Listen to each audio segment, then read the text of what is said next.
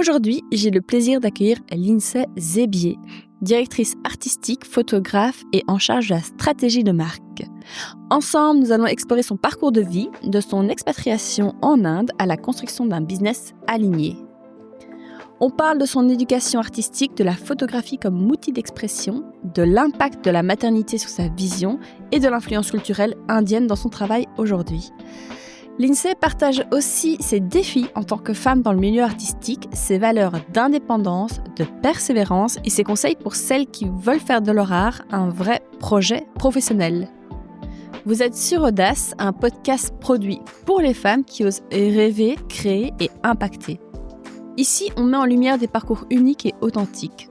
On y parle de business, de bien-être, de développement personnel et bien plus encore avec des invités qui partagent leurs expériences et leurs savoirs. L'objectif, vous inspirer avec des idées, des outils concrets et des parcours qui résonnent. Pour celles qui ne me connaissent pas encore, je suis Chloé Junico et je suis ravie de vous accueillir pour ce nouvel épisode. Micro-parenthèse, mais je suis obligée parce que ça compte trop pour moi. Si vous avez aimé cet épisode, si vous aimez le podcast en général, s'il vous plaît, n'oubliez pas de vous abonner au podcast sur votre plateforme d'écoute préférée, de laisser 5 étoiles et de le partager autour de vous. Ces petites actions mises ensemble, ça permet vraiment au podcast de grandir de façon organique et de se faire connaître. Alors je vous en remercie beaucoup. Bonne écoute. Bonjour Lindsay. Bonjour. En toute transparence, tu m'as envoyé un message et j'ai lu les premières lignes, j'étais là emballée. Je suis trop impatiente de découvrir ton parcours. Tu m'as marqué par quelques termes que j'ai notés. Tu m'as dit des sujets tels que femme, indépendance, maman, résilience, rebondir, tout changer, nouveau départ, Inde, connexion, univers. Si ça te parle, fais-moi un quick call. Et j'étais là, mais go girl, ça me parle trop. Avant de parler de tout ça, on va revenir sur ton passé. Est-ce que tu peux me dire qui tu es ? Alors, qui suis-je? La grande question La plus dure. la plus dure et que l'on se pose, je crois, continuellement. Sur papier, je m'appelle Lindsay Zébier. J'habite en Belgique. Enfin, j'habitais en Belgique et maintenant, j'habite en Inde. Donc, depuis 1 mois et demi. Je suis graphiste et photographe de formation. Je suis maman d'une petite fille qui a 8 ans et je suis depuis peu mariée. Oh, félicitations. Voilà. Ça faisait 15 ans qu'on était ensemble. Wow. 8 ans qu'on était fiancés. Ok, voilà, wow, c'est un record, je pense. Hein. 8 Voilà. ans. Et l'idée derrière tout ça et derrière chaque projet, c'est quand un projet vient, on le saisit et ça vient tout seul et ça se met sur notre chemin et c'est fluide. Voilà. Ton époux, ton mari ouais. est comme toi. Il prend les opportunités, il dit oui. Oui, il va dire oui, mais avec de la réflexion quand même. Et toi, t'es plutôt spontanée. Moi, je suis beaucoup plus spontanée. Moi, c'est go, quoi. Moi, c'est go tout de suite. Je fais confiance en l'univers. Je vais me faire confiance. J'ai pas toujours eu confiance en moi. On n'a jamais totalement confiance en soi. Mais je suis beaucoup plus dans l'instinct. Après, François, mon mari, quand il sent quelque chose, en général, c'est juste, entre guillemets. Moi, je pourrais très bien, je vais pas dire me tromper, mais oui, moi, je suis très fleur bleue, je fais confiance à tout le monde, je croque dans la vie, voilà, tout le monde est gentil. Donc on est assez complémentaires. Il est très cartésien et moi, je suis très créative. Donc, je suis un signe d'air, lui est un signe de terre. Donc, voilà, ça se complète assez bien. J'ai plein de questions qui me viennent en tête, mais je vais d'abord te demander quel genre de petite fille tu étais. Alors, j'étais une petite fille très créative, qui adorait manger, qui adorait les bonnes choses. Mais je pense que oui, j'étais déjà un petit peu à part, quoi. Fille unique ? Non, j'ai un frère. Un petit frère, on a 5 ans de différence. Et donc moi j'étais très introvertie, quoi. Intravertie, pardon. Extravertie, pardon, voilà, exactement.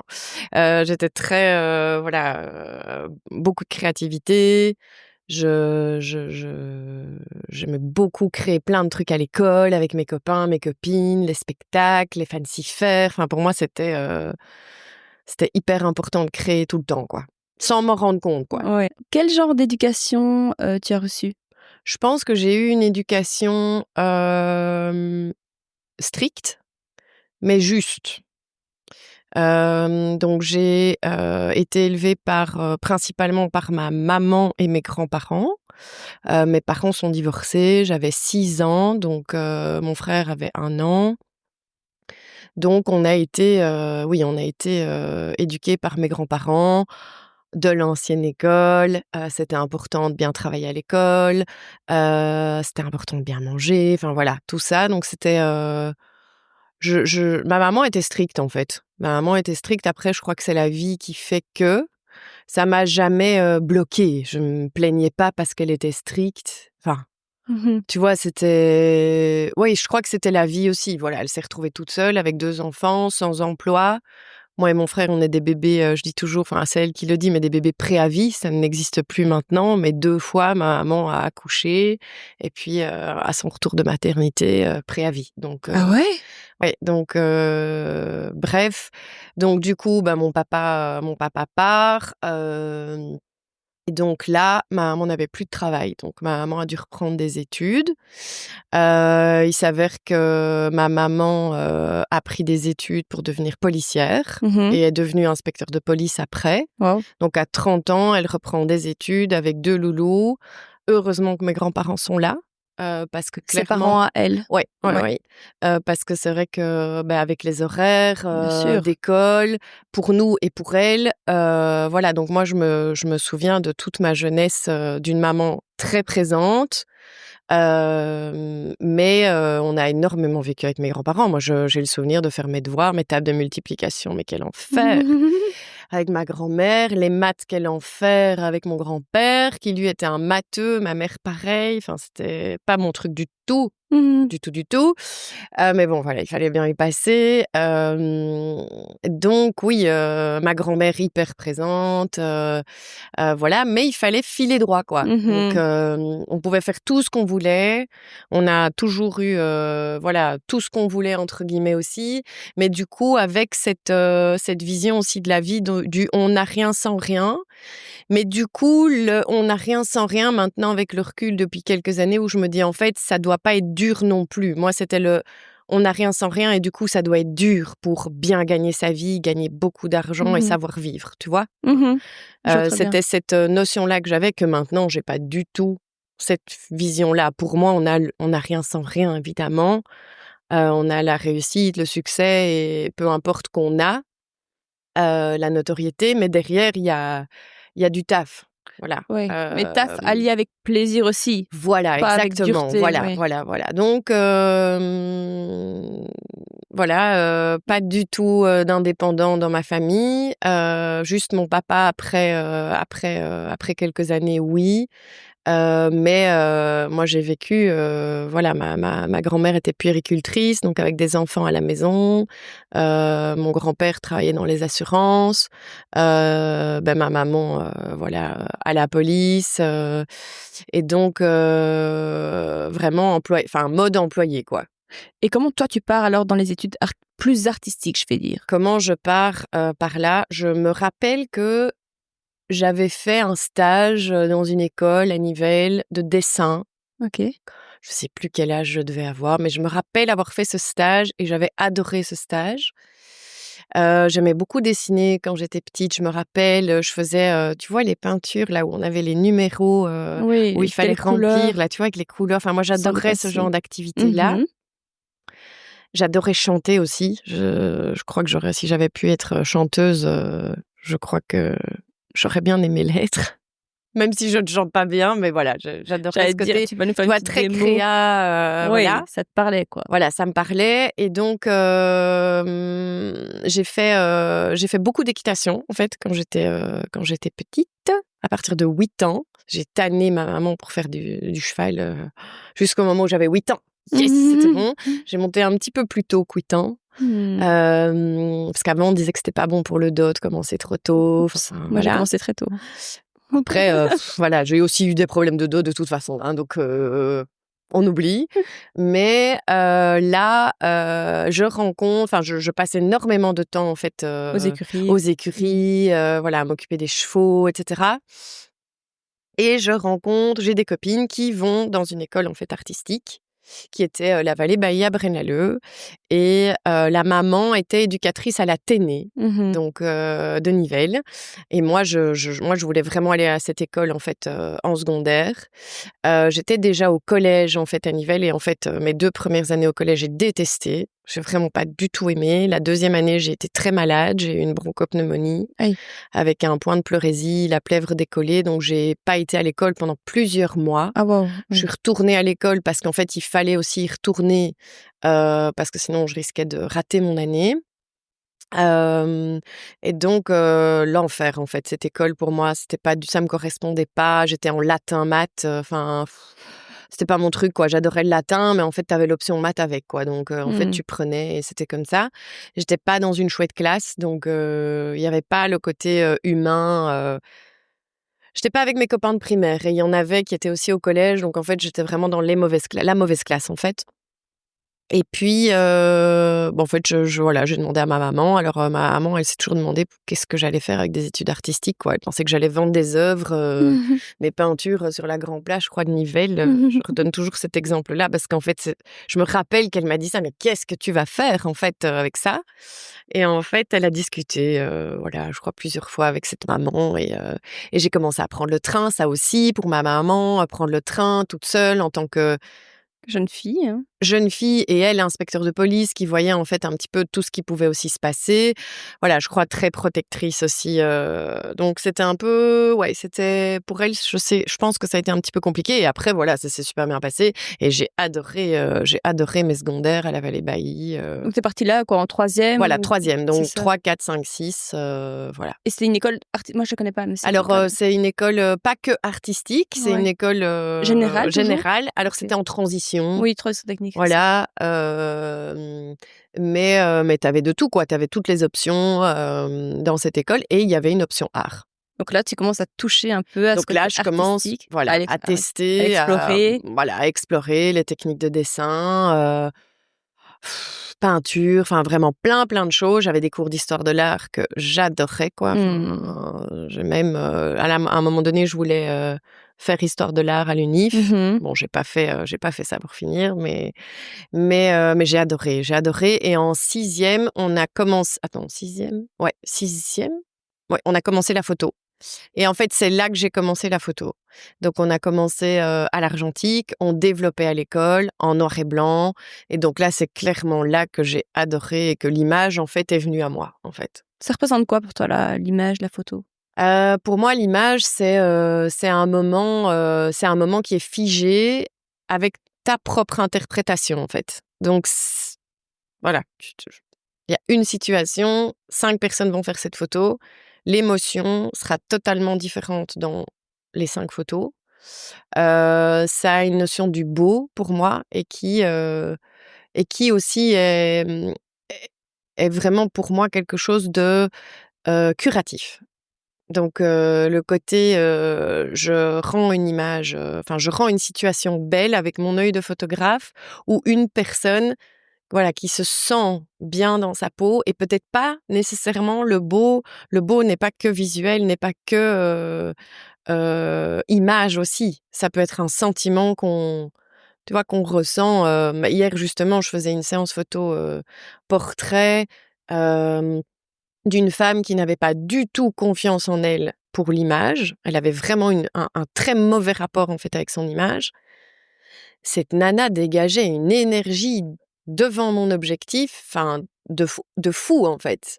De fou parce qu'elle ne se rendait pas compte en fait Mmh. qu'elle avait cette attitude, ce poser en fait hyper naturel que j'ai pas toujours en fait avec les personnes qui sont, en face de moi.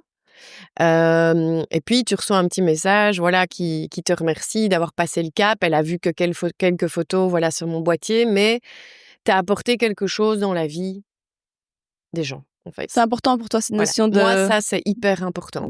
Même plus que rendre service. Oui, c'est pas un service, c'est ça peut être un service, mais c'est aussi en fait immortaliser un projet que la personne a.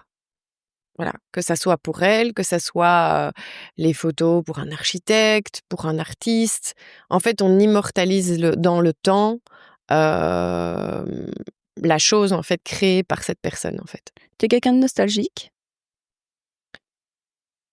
Oui, je pense un petit peu, pas tout le temps, mais j'ai des moments et en fait oui, en fait, maintenant que tu le dis, oui, et puis la nostalgie n'est pas que triste, en fait, mais la Évidemment. nostalgie peut être quand tu entends une musique, voilà, Oui, Madeleine de Proust, voilà, on se remet dans tu te remets dedans, tu te remets dans l'émotion du moment, dans le souvenir, quand tu as écouté, voilà, cette chanson, donc ouais, on va dire que je suis assez nostalgique, Oui. ouais, mais sans la mélancolie, pas la notion de mélancolie. Non, oui. pas du tout, quoi. Pas du tout. Très bien. Donc, la photo vient à toi, ou en tout cas, t'es introduite en réto, grosso modo. Ouais. Et là, quoi? Épiphanie, tu te dis, ça, c'est mon truc, je veux me professionnaliser là-dedans. Je veux devenir photographe, tu le mets déjà comme ça? Non, pas du tout. Pas du tout. Alors, donc, je termine la Vallée Bailly. Et là, évidemment, je vais aux portes ouvertes de plein d'écoles différentes. Donc, je Parce vais que à là, t'es dans le Saint-Luc. flou un peu. Là, je suis dans le flou, ouais, Ok. totalement. C'est aussi pour ça que quand j'ai voulu faire des études artistiques, à Nivelles, il y a une école qui s'appelle l'IPET, qui est une super école.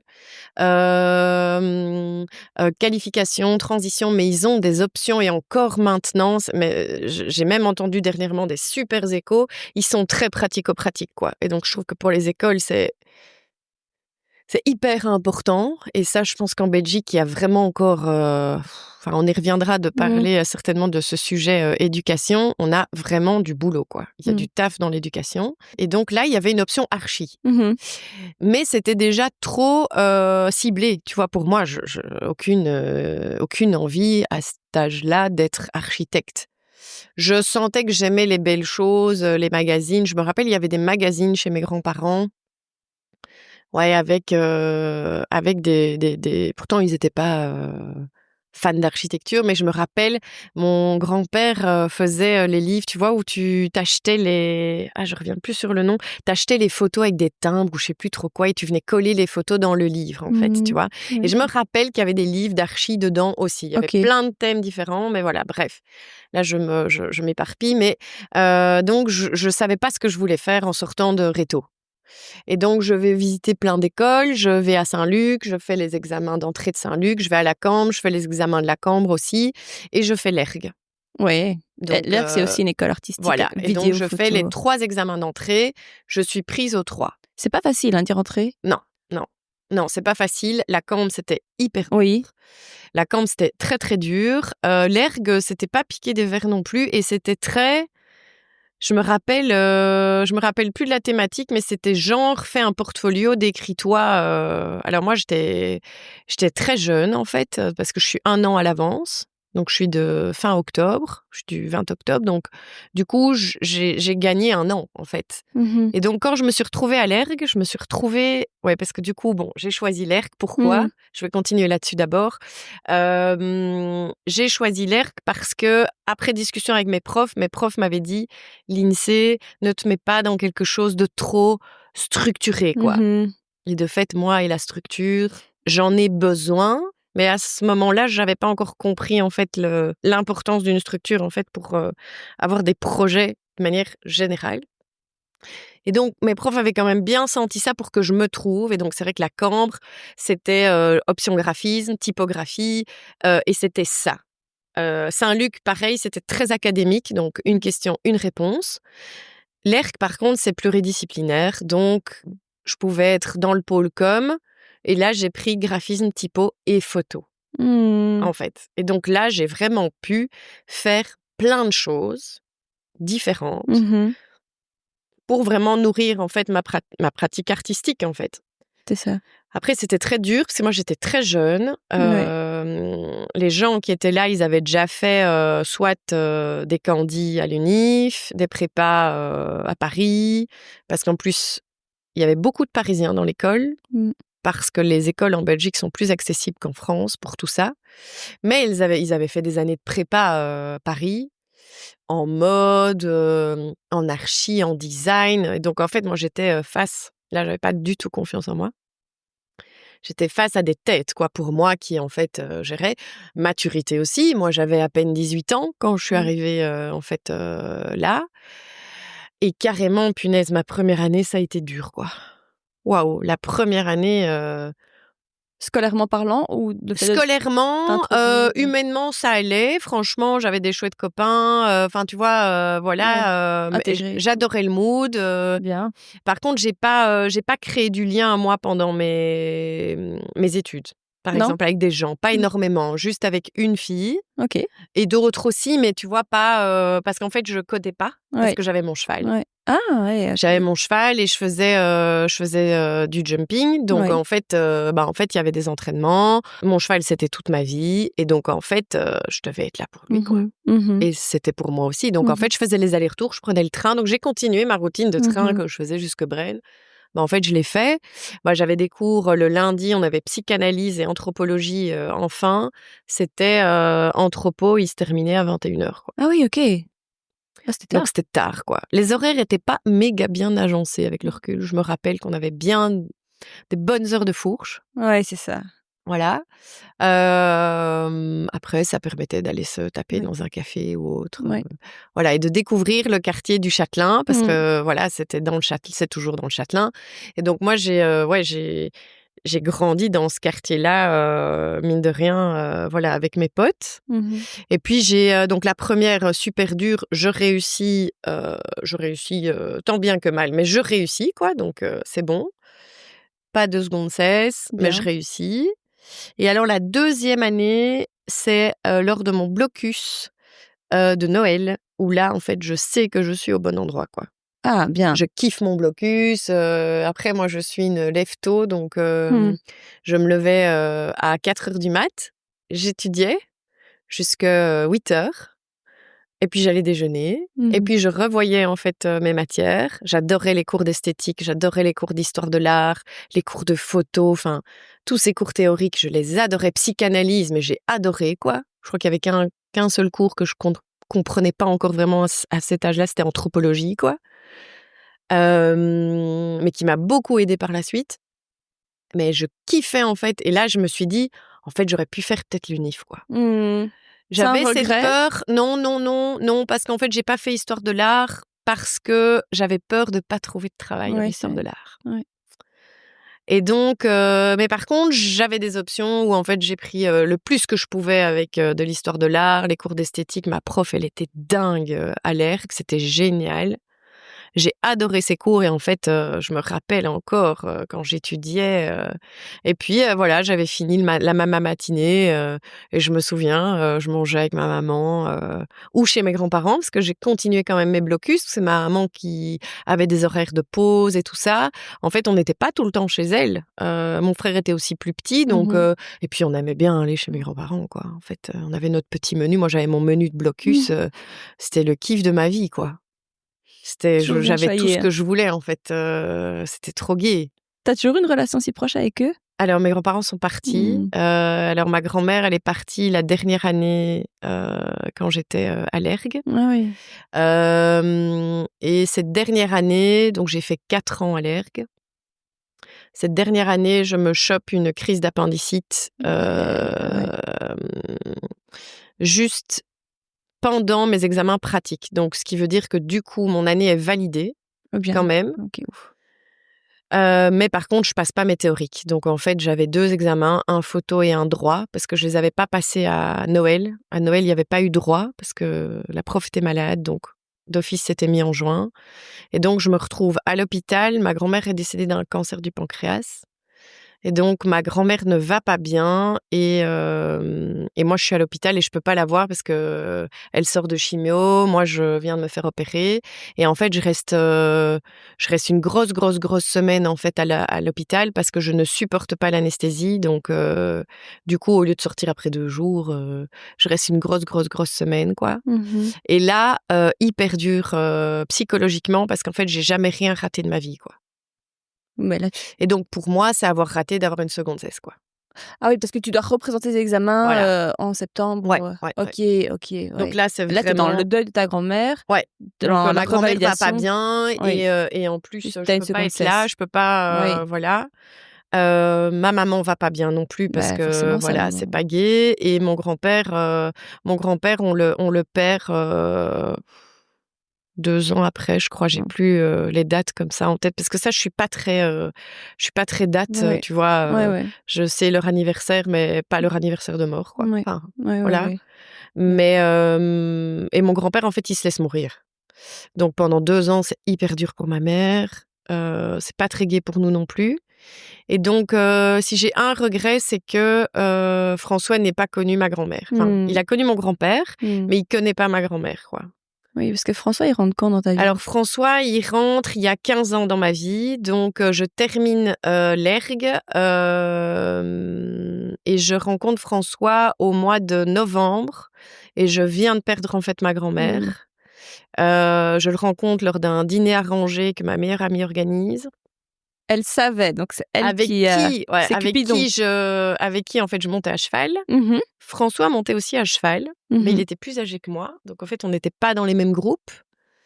Il était plus dans le groupe de ma meilleure pote qui, elle aussi, est plus âgée à l'époque. Et par contre, je monte avec sa sœur à cheval, quoi, Vivi. Et on monte ensemble à cheval. Et tu l'avais déjà Oui, coup de je me cœur rappelle pour de lui. lui. Ah oui. Il venait avec sa Golf décapotable chercher Virginie, chercher Vivi en habit de tennis, quoi. Un petit look un peu surfeur, comme ça. Je me rappelle de lui, mais on connecte pas vraiment parce qu'en fait, je suis vraiment plus jeune et voilà, quoi. Et puis, je suis pas, je ressens pas ce que je ressens maintenant, quoi. Clairement, j'étais beaucoup plus roux-carotte. Je détestais mes cheveux quand j'étais jeune. Après, je ne suis pas vieille maintenant, mais Non. Et donc, mais t'étais plus ça, voilà, j'avais complexée. pas un rapport avec mon image, mon style très OK, quoi. Je me cherchais un peu, quoi, tu vois. Je fais une aparté, je saute un peu, mais qu'est-ce Ouais. qui a changé? Comment est-ce que tu as accepté ou tu t'es plus aimée au niveau de ton image? Ton rapport à l'image, comment elle a changé? Je Ta crois, maternité? honnêtement, alors je pense, première chose, il y a François qui arrive dans ma vie, Voilà, la clairement. confiance. Parce que là, je change complètement aussi physiquement, naturellement. Je change parce qu'en fait, je prends plus la pilule. Donc, en fait, je perds 10 kilos, je crois, Ah, facilement. OK. Parce qu'en fait, je faisais blindée de rétention d'eau avec cette pilule. Voilà. Lui me demande de ne plus prendre la pilule, en fait. Il me dit, faut arrête de prendre cette crasse, quoi. Attends, pour avoir un bébé? Non, Ah. pas du tout, parce que Apolline est arrivée... Attends, Apolline, elle a 8 ans. Oui, donc 7 ans plus tard Ouais, ou... voilà, tu vois, donc en fait, non, pas du c'était tout, pas pas le du tout, pas du sujet. tout. Donc, rapport protégé, donc en fait, moi, je discute de ça avec mes potes me disent, mais what, quoi? Ouais. Il y a un mec sur Terre, c'est celui-là que tu trouves, quoi. Ouais. Génial, quoi. Donc, génialissime. Donc, du coup, oui, là, mon image change, je le vois. Il y a ça, et puis, clairement, il y a ma maternité, quoi. Enfin, il y a ma grossesse. Ouais, on va revenir dessus après. Voilà, on reviendra là-dessus après. Mais clairement, voilà, ça, c'est des choses qui font qu'en fait, je commence clairement à accepter, en fait, tu vois, qui je suis, ce que je fais. T'assumer. M'assumer. Et par exemple, donc, je rencontre François au mois de novembre. Oui, mais On ne attends. Ah Ce oui, pardon. dîner. Ah oui, voilà, ce Raconte-nous. dîner, je le rencontre. Tu le vois, là, tu Je sais le qui vois, c'est. voilà, je Lui, sais il sait qui c'est. tu es. Suite à un appel de ma pote, tu sais pas qui j'ai vu au magasin, parce ils ont un magasin d'optique, en fait, à Nivelles. OK. J'ai revu François Bolland, il est célibataire. J'ai organisé un petit souper. Je suppose que tu es Elle est dispo. super, Et cette j'étais là, pote. oui, je suis dispo, en effet. Et donc on arrive, j'arrive à ce souper. Et alors la petite aparté quand même, parce que c'est quand même dingue, les choses quand même se mettent toujours quand elles doivent se mettre, c'est que François se souvient pas vraiment de moi, enfin pas de ouf, quoi. Il sait que je suis là. Et en fait, moi j'adorais les chevaux, et en fait je bossais dans un magasin d'équitation. C'est là que j'ai adoré vendre. Moi, j'adore vendre, en fait. Ok. Voilà. Et donc, je bosse dans ce magasin d'équitation. Et ce jour-là, qui je vois débarquer dans le magasin? François Bolland, avec sa maman. Donc, dans la journée avant le dîner. Exactement. Et là, ma boss qui était là, dit, c'est avec lui que tu as un souper, non? Parce que tout le monde était au courant, tout le monde voulait me caser. Donc, en fait, voilà. Et donc, oui. Et donc, moi, je ne m'occupe pas d'eux parce que j'étais occupée avec d'autres. Mais en fait, là, je me dis, waouh, quoi. Enfin, c'est quand même fou, quoi. Ok. Et je portais des lunettes. Et le soir, je n'ai pas mis mes lunettes, j'ai mis mes lentilles. Et en fait, lui, m'a pas reconnue avec mes lunettes, mais il m'a reconnue évidemment quand on s'est vu le soir, chez mes potes, quoi. Ouais. Et là, je lui dis, non, en fait, c'est lui qui me dit, mais en fait, on s'est vu déjà aujourd'hui. Et je lui dis, bah oui, tout à fait. C'est bien. Donc voilà. T'as vu, t'as repéré. Voilà, coïncidence de dingue quand même, quoi. Et bon, alors quoi, coup de foudre, enfin. Alors là, moi, le là, feeling clairement, passe, quoi. le feeling passe, quoi. Le feeling passe, mais lui vient de se séparer, c'est tout frais. Relation depuis des années. Alors pour l'aparté, moi j'étais en fait avec sa sœur allergue. En fait. Ok. Donc moi j'ai été en fait chez. Attends, qu'est-ce que je viens. Oui, j'étais avec la sœur en fait de sa copine. Ah oui, ok. Et en fait moi j'allais dans cette famille. Ah, ok. Tu vois, régulièrement, voilà, nos heures de fourche chez Jay ou autre, enfin bref. Donc en fait, je ne le croise jamais, mais en fait, je fais le lien, en fait, que, en fait, il sort, ah ouais, avec la sœur de Jay. Ah oui, ok, enfin bref. Donc, relation pas facile, et donc, on se rajoute sur Facebook, à l'époque, on se rajoutait sur Facebook. Oui, je connais bien. En fait. Messenger. J'envoie quelques messages, mais ça mord pas vraiment. Ok. Voilà. Lui, après, me dit, moi, j'avais clairement compris que t'étais open. Moi, j'étais pas prêt, quoi. Moi, j'étais pas prête du tout, quoi. Et donc, on sort ensemble le 1er mars. Alors, on n'est pas d'accord sur la date tous les deux. Lui, il dit que c'est donc le 28 février, tu vois, voilà. Moi, je dis que c'est le 1er mars parce qu'on s'est pas embrassé à 11h, quoi. Voilà, tu vois. Et on est sortis ensemble au Red Line, qui n'existe plus, dans le bois de la Cambre. On connaît. Voilà. Et donc là, on n'a plus arrêté, quoi. Ok. Donc, vos débuts. Ensuite, là, à ce moment-là, est-ce que tu es déjà photographe, toi? Non. Donc, enfin, oui, pour mon plaisir. Ok, donc amateur. Donc, je termine mes études à l'Ergue, dans le quartier du Châtelain. De dingue, ce qui va arriver, en fait, juste après, c'est que François habite le Châtelain. Et donc, en fait, je vais vivre au Châtelain, en fait, quelques mois après, quoi. Ah, chez lui? Chez lui. Ok. Tu vois? Et ce quartier que j'aimais d'amour, j'y retourne et j'y vis, quoi. Quand je te dis univers, j'avais pas conscience de ça à cette époque-là. Donc, il y a 15 ans ici maintenant. J'avais pas conscience de ça, mais avec le recul et maintenant, en parlant... Tu fais tous les liens. On fait les liens, quoi. Et donc, je finis là mes études et je bossais donc dans ce magasin d'équitation.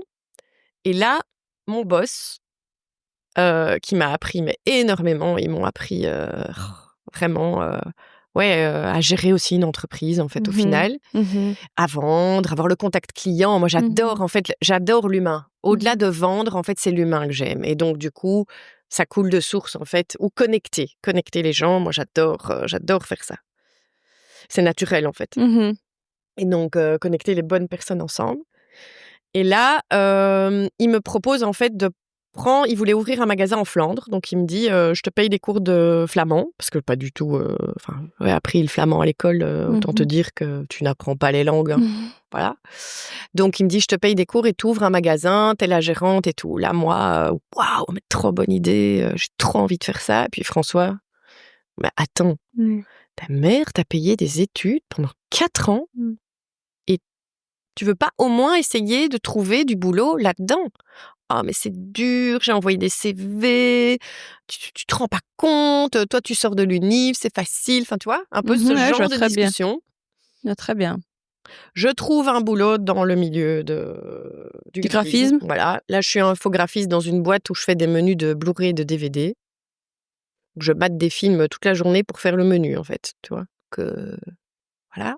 Cette expérience se termine assez rapidement. Et là, je suis engagée dans une agence, le Studio Goffin, qui est la boîte d'un de mes anciens profs de communication à l'ERG. Ok.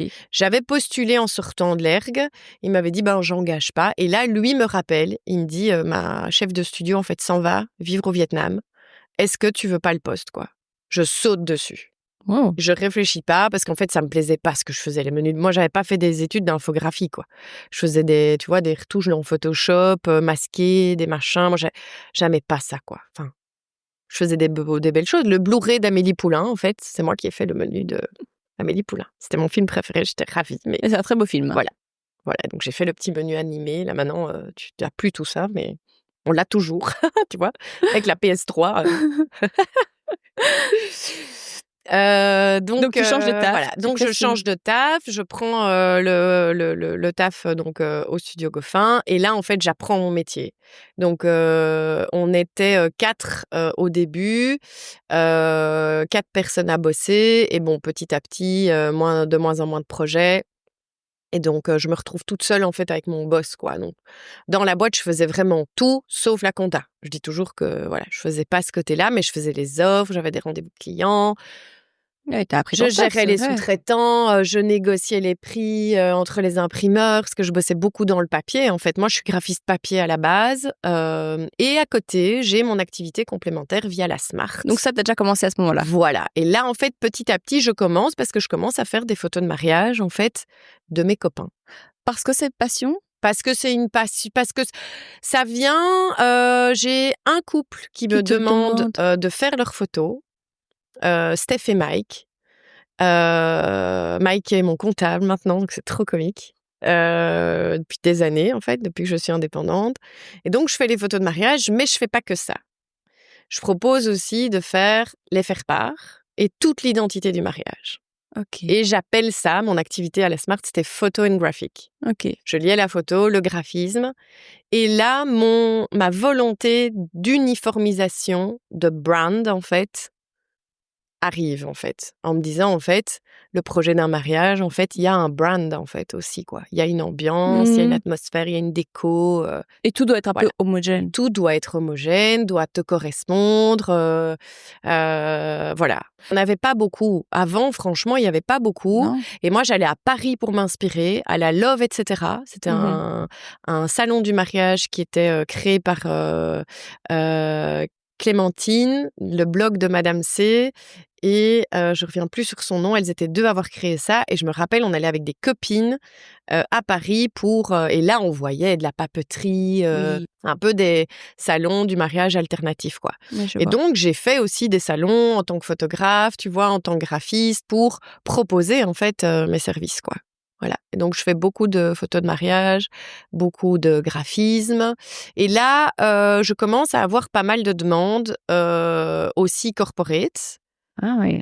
Donc en parallèle de mon boulot au Studio Goffin, quoi. Donc et mon boss sait qu'en fait sur le côté, je suis aussi graphiste et photographe via la Smart, donc il y a aucun problème, quoi. Je commence à avoir des demandes très corporate, dont la Solvay Business School. J'ai une amie qui travaille là-bas et qui me dit, écoute, elle s'occupait du marketing à l'époque. Elle me dit, nous, on doit revoir tout le rebrand de Solvay. Est-ce que ça te dit de bosser dessus, de refaire toutes les brochures, de nouveau graphiste papier, donc on fait tout un rebranding. Et là, je commence vraiment à avoir beaucoup, beaucoup de boulot. Les 2, c'était beaucoup. Les week-ends, je faisais de la photo. Voilà. Très axé mariage et famille, tu vois, portrait. Voilà. Et mon ancien boss, Alain, m'avait toujours dit, tu reprendras un jour le Studio Goffin. Tu reprendras. Et moi, j'avais pas envie de reprendre le Studio Goffin. Okay. Moi, je voulais créer mon propre label. Ok. En fait. T'avais déjà cette envie-là? Oui, j'avais déjà envie. Je savais que je voulais être indépendante, mais je voulais faire mes marques. Je voulais apprendre. Oui, c'est une bonne école, oui. Voilà, je voulais apprendre et tout ça.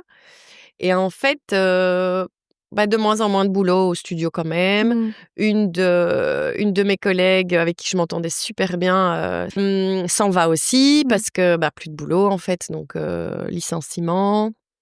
Moi, il me garde. Et en fait, là, on discute avec François et un jour, on va manger un bout avec Alain à midi. À deux, on allait souvent chez des Turcs à Schaerbeek. C'était délicieux. Ils faisaient du poisson à la plancha. C'était vraiment top et on allait souvent manger un petit bout le midi là. On avait du temps, il n'y avait pas beaucoup de boulot en fait. Donc du coup, on prenait le temps de papoter. Et là, il me dit, tu veux vraiment pas reprendre le studio Goffin? Là, je pense que c'est le bon moment. Je reviens, j'envoie un message à François, tu sais pas quoi. Là, c'est officiel, il me le propose quoi.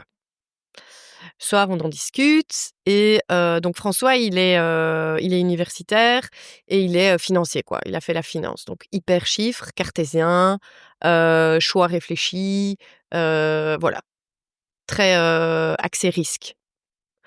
On va pas reprendre le studio, donc déjà c'est donc il me dit on va s'associer, on va pas le reprendre, on va racheter le portefeuille client. Et donc, moi, on a racheté tous les deux le portefeuille client. On lui a fait une proposition qu'il a acceptée, en fait. Et on lui a proposé aussi de nous suivre pendant 3 ans. Comme ça, il continue à me former. C'est très malin. Ouais, c'était très malin. François est très malin. Je dois lui dire, vraiment... c'est vraiment on a vraiment grandi en fait de tout ça, tu vois, de toutes ces choses, c'était vraiment chouette. Lui était entrepreneur déjà? Pas du tout, mais en fait François est employé. François est employé toujours pour la même boîte. Donc il a eu une première expérience chez KPMG et puis maintenant il bosse chez Engie. Ah oui, voilà. Ok. Et il bosse chez Engie comme si c'était sa boîte en fait. Donc c'est un intrapreneur quoi. Ouais, clairement, quoi. Et c'est un super manager. Enfin, son équipe a énormément de chance d'avoir quelqu'un comme lui parce qu'il a une vision de mettre les autres en avant, en fait, pour pouvoir évoluer continuellement, que ça soit pour lui ou pour les autres. C'est naturel, en fait, tu vois. De nouveau, je dévie un petit peu, mais... Oui, on continue. Donc, on 3 continue ans sur moi. 3 ans où mon boss, Alain, me suit. Oui. Moi, je m'entends super bien avec lui. Je me suis toujours super bien entendue. Je m'entends encore super bien avec lui. Même chose si tu m'écoutes, Alain. Bisous. Ça reste... Tu es sûrement en Italie. Ça reste le studio Goffin? Non, pas du tout. Donc, on crée un autre label qui s'appelle ID First. Ok. Agence, communication... on l'a jamais appelé 360, tu vois, mais le cœur était vraiment le brand, quoi. Donc la marque, ce que ça doit raconter, etc. Et on apporte 2 nouveaux services qu'on faisait pas à l'agence. On apporte le web. On faisait un tout petit peu de web. Moi, je me rappelle d'un site que j'avais fait, mais je faisais les maquettes sur Photoshop, quoi. Donc, je crois qu'on était en PHP, HTML, codage. Enfin, je sais plus trop. Bref, on bossait avec une boîte web, un informaticien. C'était même pas un développeur, c'était un informaticien qui faisait ce site. Et la photo. Parce qu'on proposait de la photo au studio Goffin. On avait des super beaux clients. Alain, c'est un des meilleurs amis de Marcolini. Et donc, on bossait pour Marcolini. Chocolatier. Le chocolatier. On a bossé pour Cornet-Port-Royal. Donc, c'était très axé food. Il adorait manger. Donc, en fait, c'est des clients qui arrivaient tout seuls, en fait, tu vois. Et on a refait tous les packs. Moi, je bossais sur tous les packs de Cornet, quoi. Cornet-Port-Royal. Et on bossait beaucoup avec des illustrateurs, en fait. Donc, on faisait appel plutôt à des illustrateurs que des photographes. Et on faisait parfois appel à des photographes. Mais ça, j'ai jamais su, tu vois, amener, moi, la photo dans le projet. J'avais pas encore assez peut-être de charisme et d'expérience aussi. Et puis, ça se présentait pas. Donc là, ce qu'on fait, c'est que Alain me dit, on va faire une inauguration, en fait, d'ID First dans les bureaux du studio Goffin à Schaerbeek. Et on va inviter tous les clients pour expliquer ce que vous voulez faire. Super idée. Donc là, en fait, les clients nous suivent, tu vois, et sont pas dans l'idée, oui, en fait, Lindsay, elle s'en va avec tout le monde, tu vois, avec les clients d'Alain, quoi. Donc vraiment, Alain, il lève le pied, il est prof à l'ergue, il a envie de se concentrer là-dessus et sur des projets personnels avec sa femme, voilà, il a bossé, enfin, tu vois, voilà, il a envie d'autre chose. Ça se passe très bien, quoi. Voilà. C'est une passation qui est très douce. Voilà, une passation super douce, pas très douce pour lui parce que, en fait, passif aussi, tu vois, social, etc. Donc, la conjoncture était pas dingue, tu vois, financière, mais en fait, quelqu'un prend soin de son bébé, quoi. Tu vois, donc moi, j'arrive, je prends soin, en fait, du bébé. Lui garde son nom, le Studio Goffin, parce que maintenant, il est illustrateur, donc je sais qu'il a gardé ce nom-là. Donc aussi, c'est très charnel, en fait, tu vois. Et donc, voilà, ID First est créé. Maintenant, ça fait 11 ans. Ouais, on entame la 11e année. Et là, j'ai vraiment cette vision de créer voilà, une agence spécialisée en images de marque, avec voilà, du graphisme, tu vois, du web, de la photo. Et en fait, on peut gérer toute la com d'un projet, voilà, mais avec un gros focus sur ce que ta marque va raconter, quoi. On n'est pas dans un plan marketing, dans du positionnement de marque. Enfin, en tout cas, on le vend pas comme ça, mais c'est ce que je fais, en fait, de tous les jours. Voilà. Et puis, 3 ans, on construit notre maison. La dernière année que je suis au Studio Goffin, donc on construit la maison. Moi, je bosse tous les week-ends. J'ai des mariages cette année-là. Je crois que j'ai une dizaine de mariages, voire 20 mariages. Donc, je pars tous les week-ends. François, il bosse tous les week-ends dans la maison. T'es pas encore maman? Je suis pas encore maman. D'accord. Donc, on a un peu fait tout au feeling comme ça s'est présenté. Donc, à un moment donné, on s'est dit, en fait, on achèterait bien. On a vécu plus ou moins 4 ans au Châtelain. On achèterait bien. Pourquoi pas? On regarde à Bruxelles, impayable. Et on n'avait pas envie d'un appart. Donc, pour ce prix-là. Et moi, je suis originaire de Nivelles et lui, il est originaire de Rosny, donc la campagne, quoi. Et donc, on cherche et on trouve un terrain, en fait. Oui. Et on construit, du coup, mais on fait tout corps de métier séparé. Donc, on a un entrepreneur général et François coordonne tout. Il gère tout. À l'époque, il avait un job, il bossait en conso et donc il avait des clôtures. Donc en fait, il avait des moments de rush et des moments très calmes. Donc en fait, il pouvait vraiment bosser sur son projet aussi professionnel. Tu vois, les devis, enfin, chef de chantier, quoi, en fait, tout ça. Et aussi, il a appris beaucoup avec son papa qui est entrepreneur en finition menuisier. Et donc en fait, il a tout fait dans la maison. On n'a juste pas fait faire le plafonnage, l'électricité. Oui, ce qui est très technique, en fait. Voilà, chauffage, plomberie, tu vois, ces trucs-là, on a fait faire, on n'a pas fait, mais par contre, il fait tout, quoi. Toutes les finitions, le parquet, le carrelage, la totale, montage de la cuisine. Enfin, tu vois, avec des potes, tous nos potes nous ont aidés de dingue pour le projet. Mon frère nous a aussi beaucoup aidés. Donc ça, c'est la dernière année où je suis au Studio Goffin et puis on déménage, on vit quelques mois, en fait, dans la maison et puis après, je suis indépendante, quoi. OK. Voilà et ouais, voilà. Ta fille arrive quand? Alors ma fille, elle arrive, 3 ans après, si mes souvenirs sont bons. Plus ou moins. Ouais, 3-4 ans après. C'était une Ouais, envie que je tu avais? Alors oui. Alors après, moi, j'ai jamais eu l'envie, je dois être maman, quoi. Oui, c'était pas un but, ultime dans ta vie, Non, pas du tout. mère à tout prix? Non, pas du tout. Je savais que oui, mais en fait, si je l'étais pas, ça m'a pas, tu vois, ça n'a pas été, il faut que je sois maman, quoi. Donc Et pour François, c'était important oui. d'être père? Oui. Ouais. Lui est fils unique? Non, il a une Non, sœur il a déjà? une sœur, ouais. Il a une sœur qui a mon âge. Et donc à un moment donné, voilà, on se dit que c'est le moment. Alors moi, j'ai des problèmes hormonaux depuis pas mal d'années. Je le savais, mais je réglais ces soucis-là de manière très entre guillemets, naturelle. Mon gynéco m'avait toujours dit: «Ça sera compliqué d'avoir un enfant, il faudra peut-être penser à faire des FIV» et cetera. Donc déjà, très cartésien, là-dessus et en fait, moi, en parallèle, j'étais suivie par un homéopathe qui me disait: «Ça arrivera quand ça ira» et j'avais un traitement, homéo, en fait. Médecine chinoise, homéo, voilà et en fait, c'est très vite arrivé, en fait, Apolline, quand on s'est dit, voilà, ça serait peut-être bien maintenant parce que c'est vrai que ça va mettre du temps, tu vois? Et en fait, voilà, on n'a pas compté le nombre, mais Oui, 2 semaines après, j'étais enceinte, quoi. Oui. Voilà. Et du coup, c'était très vite, quoi. Comment tu t'es sentie durant ta grossesse? Ah, j'ai adoré, moi, ma grossesse. J'ai trop kiffé ma grossesse. Malgré le statut d'indépendante, parfois ça peut être un peu stressant. Ouais, non, en fait, non, ça a été ouais, très comique parce qu'en fait, alors, les débuts, hyper compliqués. J'ai quand même été malade 3 mois, mais malade à vomir toutes mes tripes, quoi. Donc, hyper dur. Et là, hyper dur d'être indépendante, à la maison, seule.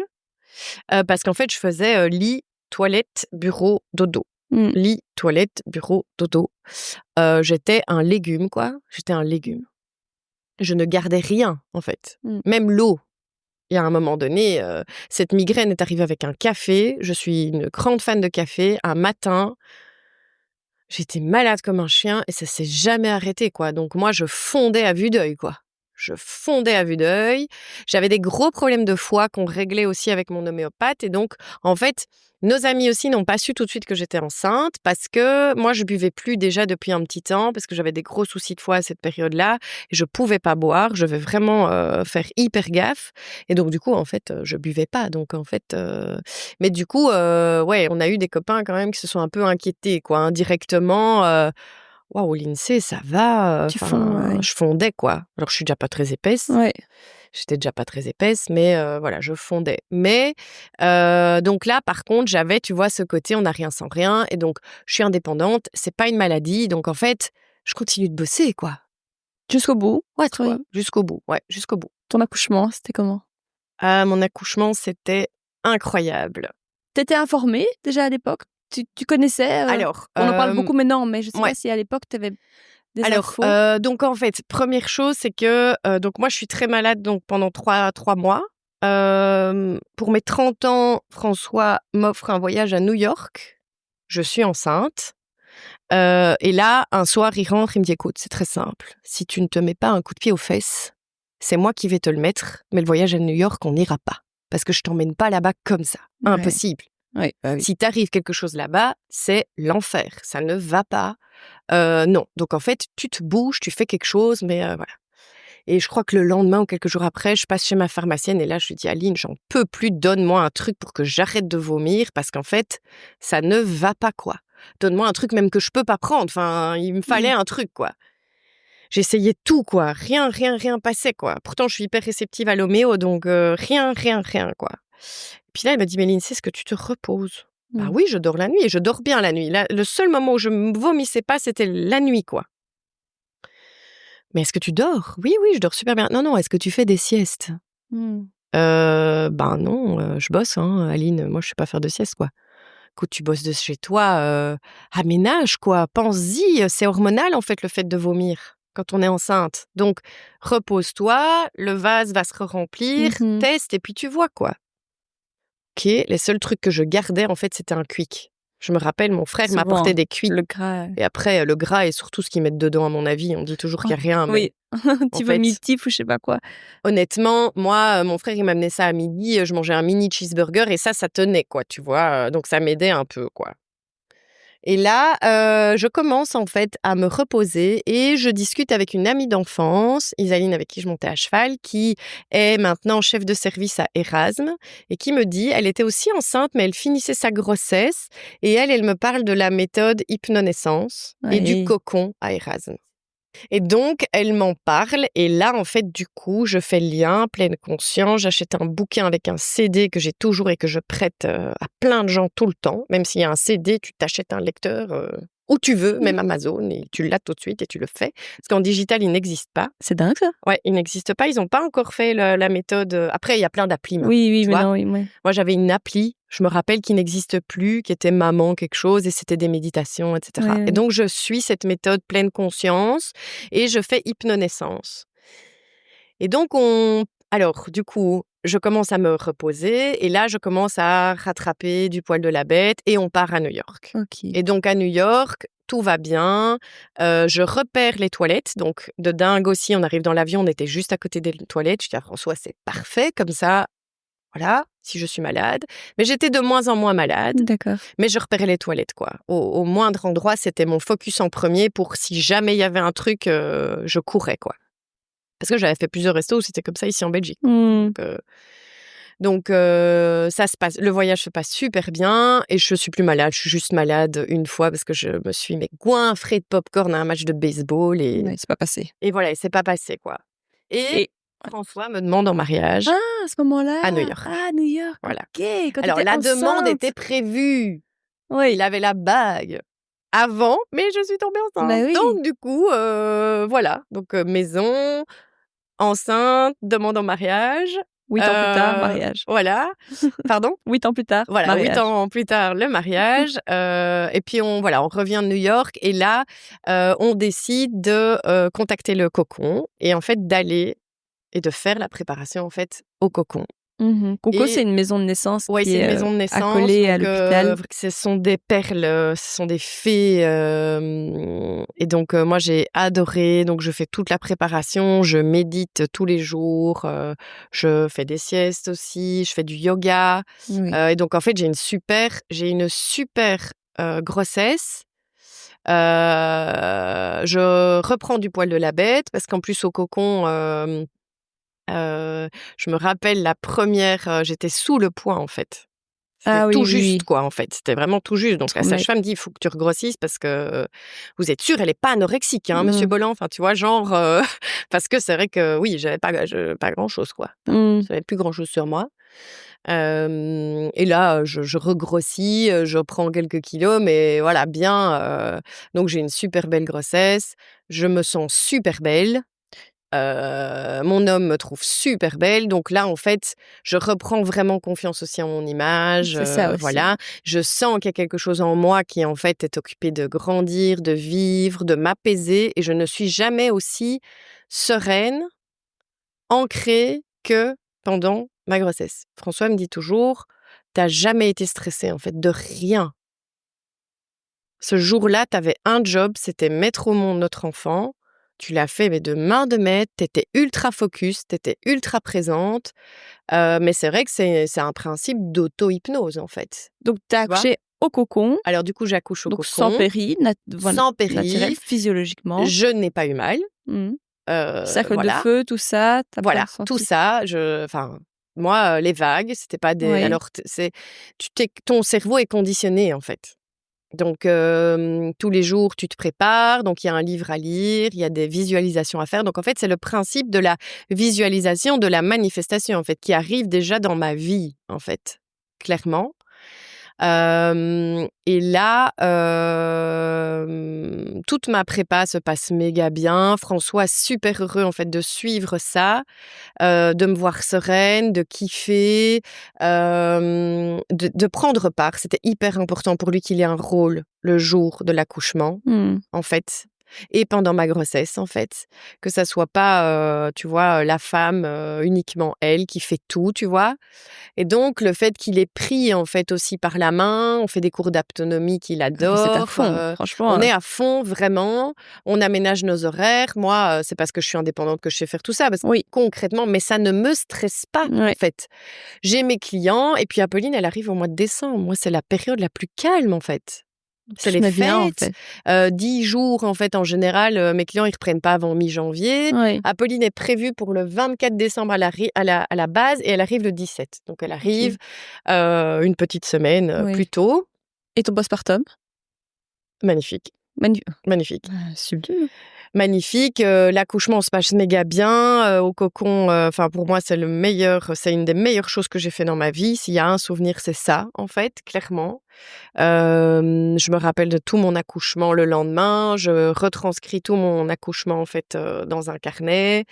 Je suis très fan de carnet, mais voilà. Je suis pas la seule, mais en fait, je me souviens vraiment de tout, et on pense aussi que le côté un peu hypnose, on a parfois un a priori là-dessus. Moi, on a eu des discussions avec des amis lors de soupers très houleuses où mais enfin, ma pauvre fille, accoucher sans péridurale, non mais t'es complètement folle, en fait. Un peu perché. Un peu, vous êtes complètement perché, quoi. François va t'hypnotiser, en fait, pendant que t'es en travail. Enfin, tu vois, tout ce genre. Donc, on a vraiment dû aussi créer une carapace là-dessus. On n'en parlait pas autant que maintenant. Tu vois, il y en a quand même beaucoup maintenant autour de nous qui font du yoga. Enfin, tu vois, c'est très dans la mouvance, quoi. Et puis, Apolline, elle arrive, super sonne. Après, je ne dis pas... Je n'aurais pas pu accoucher sans péridurale, sans préparation. Et ça, c'est vraiment important de le dire. Tu conditionnes ton cerveau. Moi, je méditais 3 fois par jour, quoi, en fait. tous les jours. C'était hyper rare qu'il n'y avait pas un jour où je faisais pas au moins une méditation, même pour m'endormir le soir, en fait, tu vois. Donc, mon cerveau, j'étais préparée. C'est comme un sportif qui fait un Ironman. En fait, c'est 10-12 heures, voire plus de sport par semaine avant ton objectif d'Ironman. Et ben moi, c'était mon projet. Donc, oui, et dans ma tête, je n'ai pas eu mal. Je me rappelle avoir été fatiguée à un moment donné. Il était temps qu'Apolline arrive et je l'ai dit à François, j'ai dit là, il est temps parce que je fatiguais. Mais parce qu'aussi, je n'avais pas, il y avait une zone que j'avais pas travaillée, c'était le côté de la poussée, en fait. Tu vois, vraiment la fin du travail. Et comme j'étais épuisée, ben, en fait, c'était un peu plus dur. Ton travail était long? Écoute, mon travail a commencé à 1h du matin à la maison. T'as perdu les os? J'ai perdu les os, mais hyper tard. Ok. Très, très tard. Je crois que c'est ça aussi que la douleur n'a pas été forte. Oui, elle est plus suite, forte. Parce qu'en fait, voilà, je l'ai perdu dans le bain au cocon. En fait, donc, je ne l'ai pas senti. C'est parce qu'en fait, la sage-femme me dit « tu viens de perdre les os, maintenant, ça va s'accélérer. Ouais, » voilà. Mais après, voilà, Apolline, le travail commence à 1h du matin à la maison. Moi, je fais mon yoga, je médite, je prends des bains, je ne réveille pas François. À 7h du mat, François se lève, moi, il me cherche, et puis il me voit, il me dit « Ça y est ?» Je dis « Oui, ça y est. Ok, t'es à combien de contractions ?» On se calme, je prends un bain encore, on est cool, tout va bien. Mon chat me suit, mais à 400 à l'heure. Enfin bref, il le sent. Hein. Il le sent, il sait que ça arrive. Et je lui dis écoute, moi je suis ok. On attend. De toute façon, le cocon c'est ça aussi. Il nous informe sur le fait de ne venez pas tout de suite. Donc à 7h du mat, 7h30 je crois, on les appelle. J'explique comment je me sens et là la sage-femme Fred me dit écoute, continue à l'aise à la maison et tu sentiras quand c'est le bon moment. Vers 10h30, François rentre dans la chambre et là, je venais d'avoir une vague, une contraction assez forte et il me voit faire une grimace. Il me dit « Tout est prêt, je pense que il est temps d'y aller, quoi. » Alors là, je lui dis « Écoute, oui, allez, allons-y. » Je rentre dans la voiture et là, le temps, on habite Buzet, donc on a quand même de la route jusqu'à Erasme. Et là, en fait, je suis ultra focus. Je médite, je suis en pleine conscience, je respire à fond, j'inspire et le trajet passe 5 minutes. Quoi. Et là, on arrive et Apolline, elle est née à 17h12. Ouais, ça va. Donc, c'est pas un travail, tu vois, de dingue. Après, c'est quand même de 1h du matin au final jusque, tu vois, au soir. C'est pas rien non plus. Elle est pas arrivée à la rescousse. Ça y est, je suis... Voilà. Ça, enfin, tu vois, donc franchement, nickel. Et puis Apolline, j'accouche. T'allaites? J'allaite tout de suite. Elle vient tout de suite au sein, en fait. Donc, tout fluide, quoi. Ils me la mettent sur moi. Alors, le seul petit bémol au cocon, c'est que tu peux pas rester dans la chambre. Oui, juste. Mais nous, on a eu de la chance, c'est qu'il y avait personne ce jour-là. Et donc, en fait, on a pu rester un petit peu plus longtemps. Et puis après, on était dans notre chambre. Après, on a été hyper bien au cocon, à la mat d'Erasme. Oui, c'est ça, vous êtes transféré à la mat d'Erasme, hein, c'est ça. Voilà, donc en fait, ce qui est gay aussi, on avait fait des maisons de naissance à Namur et tout ça. Et là, tu vois, ce côté, on a pris une décision très naturelle, donc naissance naturelle, mais quand même avec un cadre au cas où. Tu vois ? Oui. Voilà, au cas où il y avait quelque chose, mais en fait, tu dois pas sortir en ambulance, aller à l'hôpital, etc. Tu vois ? Donc voilà. Donc ça, génial. Et puis, super fluide, quoi. Apolline, elle fait ses nuits à la mat. On vient me réveiller la nuit pour lui donner à manger. Je fais oui, bien sûr. Ma maman m'avait dit, un enfant ne meurt jamais de faim. Donc, si elle a vraiment faim, elle te le dira. Ne la réveille pas si elle dort. J'avais suivi le conseil de ma maman et de fait, Apolline, elle a fait ses nuits tout de suite, quoi. Et elle avait le même rythme que moi. Enceinte, je me réveillais à 3h du mat'. On allait coucher vers 10-11h du soir. Je me réveillais vers 3h du matin à chaque fois quand j'étais enceinte. Et 6-7h, j'étais debout. Et puis après, elle redormait. Et en fait, les tétés ont suivi ça aussi. Donc, ça a été très, très naturel. J'ai pas allaité longtemps parce que j'avais pas beaucoup de réserve, en fait. Ça me fatiguait beaucoup. Et pour ça, j'avais une super sage-femme. Aucune pression aussi qu'il faut allaiter. Tu as déjà fait ça, c'est déjà génial, c'est venu tout seul, franchement. Donc, entre le 3 et le 4, on a commencé à faire mix, oui. Tu vois. Elle a été en crèche ? Alors, elle est allée en milieu d'accueil, mais on a eu une nounou à la maison pendant les 6 premiers mois. parce que la nounou qui a créé sa crèche, en fait, allait ouvrir seulement à telle date. Et en fait, elle nous a proposé, mais si vous voulez, je viens garder votre fille à la maison. Donc, j'ai eu, il y a un postpartum génial parce qu'en fait, moi, je suis restée avec Apolline, en fait, presque 1 an à la maison avec elle parce que j'ai pris un bon congé mat. Elle était hyper sage, elle dormait. Donc, en fait, on n'a pas eu tout de suite Aline, notre nounou. J'avais pas de place en crèche communale et tout ça. C'était... Je m'étais prise, tu vois, trop tard, entre guillemets. Enfin, voilà, ça, c'est un autre sujet. Mais du coup, oui, Apolline, elle a eu... on dit toujours, elle a eu 2 mamans, quoi, tu vois, parce qu'il y avait Aline qui était là tout le temps. Et c'est une petite fille qui est hyper posée, hyper intelligente émotionnellement. Enfin, elle sent énormément de choses. Et je suis certaine que je vais vraiment le dire, c'est grâce, en fait, à toute ma préparation, en fait, qu'elle est sereine, quoi. J'écoutais du piano. Le piano, c'est un truc qui l'apaise de ouf maintenant. Il y a des choses comme ça. Elle a besoin d'activités de concentration, Apolline. Elle a aussi besoin de se dépenser, mais elle est très créative. Elle est en pleine conscience, quoi. Elle médite, elle fait du yoga avec moi ou toute seule. Enfin... elle est hyper autonome et je suis certaine que c'est un des plus beaux cadeaux que j'ai pu lui faire. Et ça, François me l'a toujours dit. Il m'a dit, c'est le plus beau cadeau que tu pouvais lui faire, c'était lui donner cette naissance, quoi, en fait. C'est beau. Elle était sereine, elle dormait n'importe où, Apolline.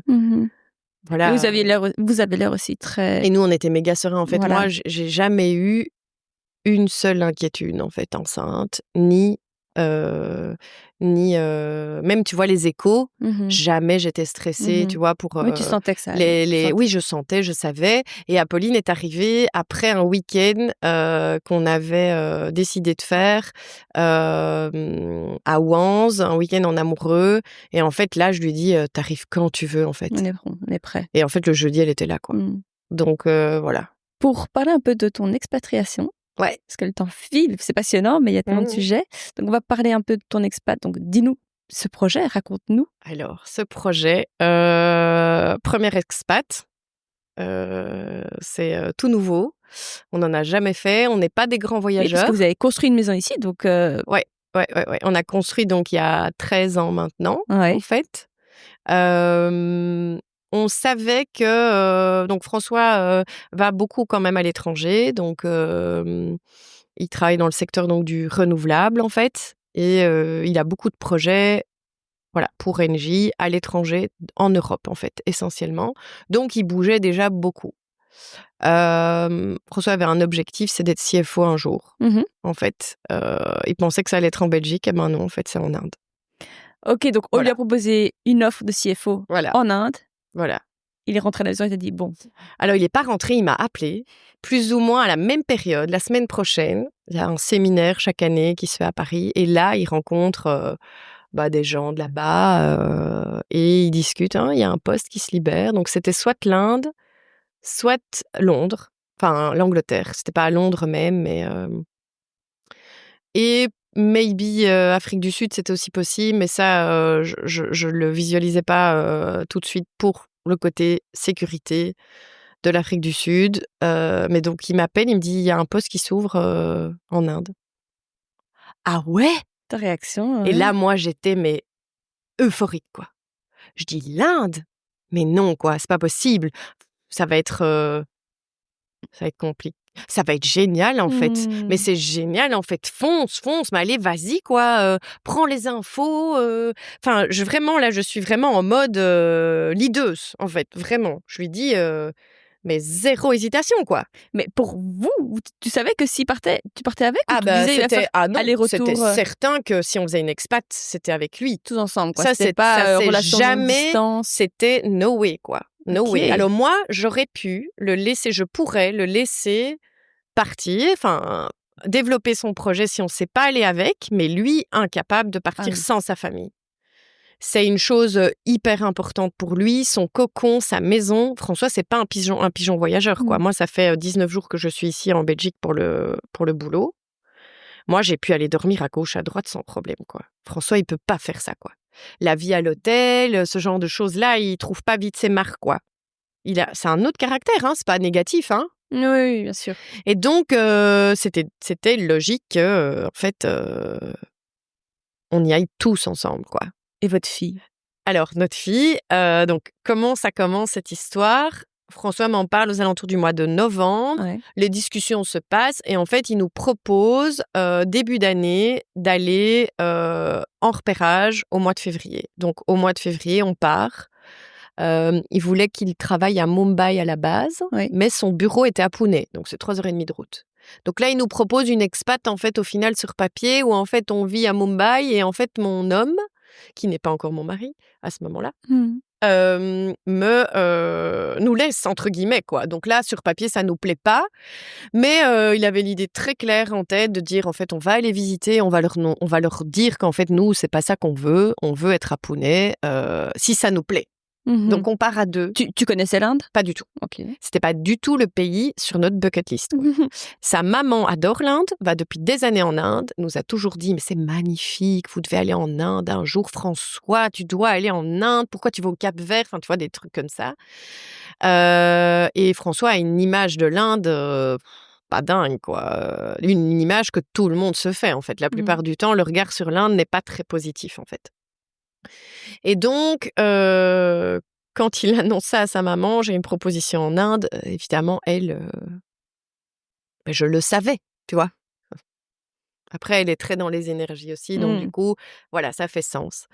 Donc en février, on part à 2, 10 jours et là, l'objectif, c'est vraiment d'aller visiter, de voir où on pourrait vivre, lui de rencontrer les équipes, moi aussi du coup. Ça reste NJ? Ça reste Travaille NJ. pour NJ? Non, OK. c'est NJ. Ouais, OK. c'est NJ. NJ, ils sont partout dans le monde. Et là, ils vont développer, entre autres, et ils développent déjà tout un projet de panneaux solaires dans le Gujarat. Donc, il y a un projet de verdir l'Inde. Il y a beaucoup d'ambition, puissance mondiale, enfin, tu vois, tout ça. Et donc, le challenge est génial parce que, en fait, verdir l'Inde, un pays qui pollue énormément, en fait, c'est hyper intéressant, en fait, au final, de bosser sur ce genre de projet.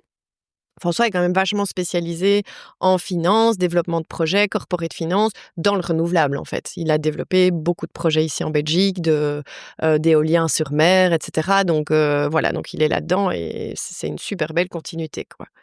Moi, je lui avais juste dit, si on va là-bas, il y a 2 choses que je veux, enfin il y a 3 choses en fait que je veux, c'est que tu sois bien, qu'on ait un chez nous, peu importe où on vit, mais que ça soit chez nous, qu'on soit bien là et 0 négociation sur l'école.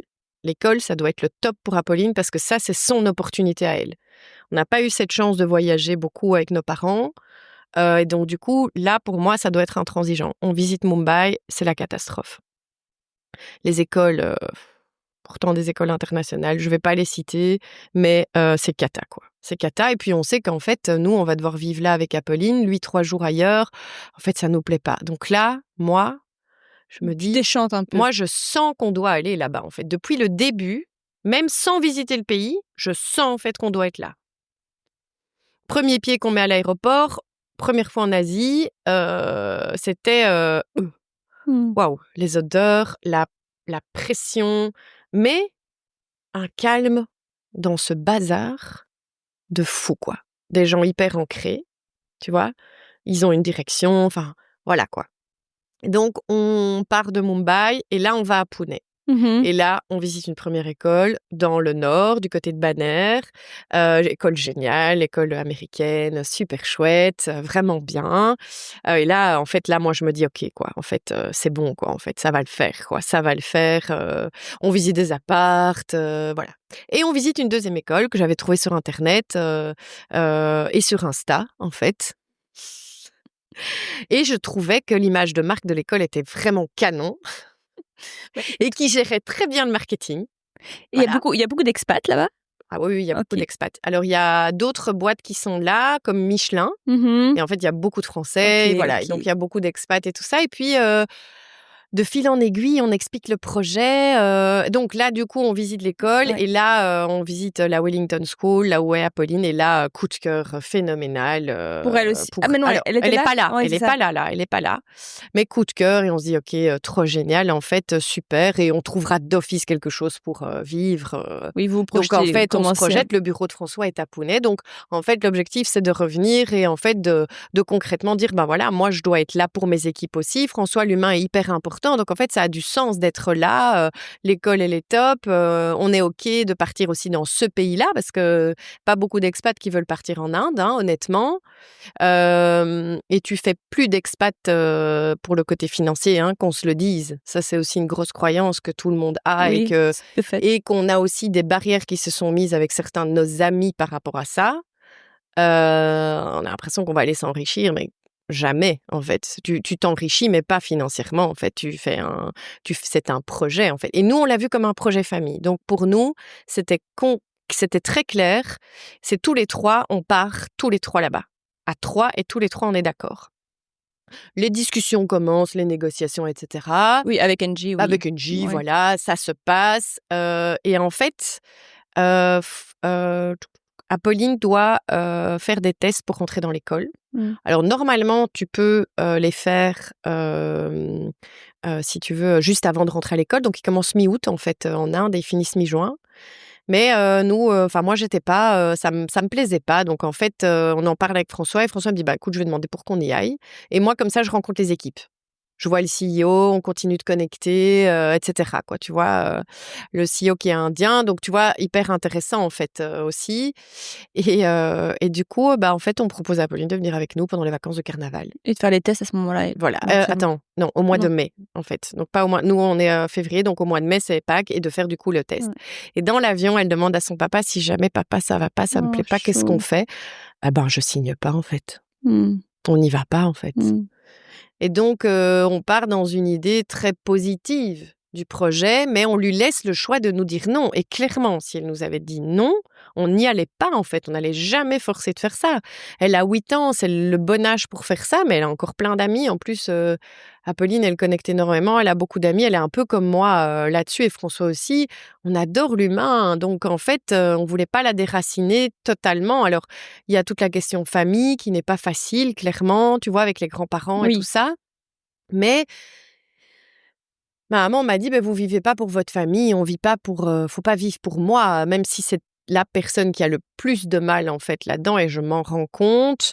Mais voilà, c'est une épreuve qu'on passe, ça va nous faire tous grandir, j'en suis persuadée. Elle ne le voit pas encore, mais pour moi, ça va l'aider, elle, à vivre en fait pour elle. En fait, elle a toujours vécu pour nous, pour moi, mon frère, et quand Apolline est arrivée, pour sa petite pour Apolline. Voilà, tu vois. Et là, donc, dans l'idée, vous partez, vous avez une durée limitée. 3 ans. Okay. Alors, c'est 3 ans, mais ça peut être reconductible jusque 5. Ok, mais au moins, on sait 3 ans. On sait, et on peut revenir l'été. Et la maison, vous ne l'avez pas vendue? Non, on loue. Donc, c'était l'idée. On ne voulait pas, tu vois, tout lâcher. On ne part pas, salut, quoi, tu vois. Ouais. Et donc, Apolline, elle valide le projet, elle fait les tests. Elle dit, c'est bon, ok, j'adore l'école. J'aime bien l'école. Voilà. Et toi, dans tout ça, ton projet pro? Alors, moi, du coup, ce projet serait arrivé il y a 5 ans, quand j'avais une équipe. C'était inenvisageable. Parce que j'ai mes clients, je peux pas partir. Déjà, les vacances, c'était compliqué. On calait les vacances en fonction de mes clients. J'étais jamais tranquille non plus. Il y avait toujours bien un truc qu'il fallait gérer à distance, etc. Donc, là, c'est arrivé en fait au moment... Donc, moi, il y a 3 ans maintenant, j'avais une employée, je l'ai licenciée en fait. Parce que c'était compliqué, elle n'allait pas bien non plus. On va pas rentrer dans ce détail-là, mais moi, j'étais pas bien non plus, en fait. Et là, je l'ai compris.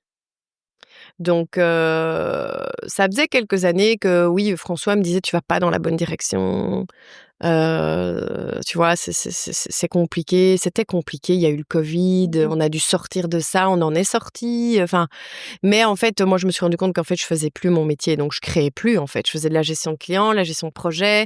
À un moment donné, on était 7 dans l'équipe, quoi. Tu vois, stagiaires, freelance, employés. Enfin, Et en fait, moi, j'en ai eu marre, quoi. J'en ai eu marre de tout. En fait, j'étais pas indépendante pour être esclave d'être indépendante, en fait. Et ça, je l'ai compris.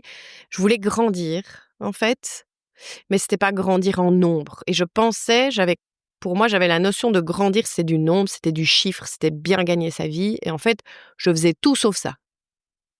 Je grandissais pas, donc j'étais frustrée, ça n'allait pas assez vite. On tombait pas toujours sur les bonnes ressources, tu vois? Enfin, et en fait, je devais juste, créer du lien avec mes clients, travailler en équipe avec mes clients et maintenant, c'est ce que je fais, en fait. Donc maintenant, j'accompagne mes clients, que ça soit en photo, en image de marque, en AD, en stratégie de positionnement de marque. Mais en fait, c'est ce que j'ai toujours fait, en fait, avec mes clients et j'avais pas besoin d'avoir une grande équipe, en fait, pour faire ça. Quel conseil tu donnerais maintenant à quelqu'un qui serait dans ce dilemme-là, dans ces mêmes questionnements? Toi, tu as fait les 2 chemins. Ouais. J'imagine que tu regrettes pas parce qu'on Non. regrette. Ah non, j'ai aucun regret. Je serais pas là maintenant aussi ancrée dans ma vie que ce que je ne suis maintenant avec ce qui s'est passé, en fait, tu vois? Il y aurait un conseil que tu pourrais donner? Je pense que c'est clairement prendre le temps de se poser la question de pourquoi, en fait, on fait ça. Donc la question du why, oui, mais c'est pas juste ça. C'est, en fait, pose-toi la question: pourquoi tu veux être indépendant ou indépendante?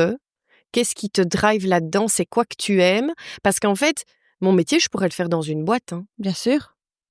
Et il y a plein de gens qui aiment être employés. Et exactement, tu vois? Et après, on met beaucoup, oui, on met beaucoup en avant l'entrepreneuriat sur un piédestal.